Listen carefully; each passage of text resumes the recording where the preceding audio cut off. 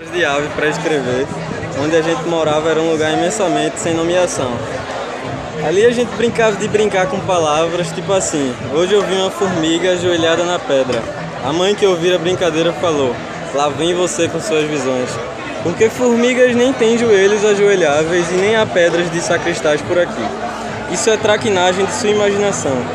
O menino tinha no olhar um silêncio de chão e na sua voz uma candura de fonte. O pai achava que a gente queria desver o mundo, para encontrar nas palavras novas coisas de ver assim.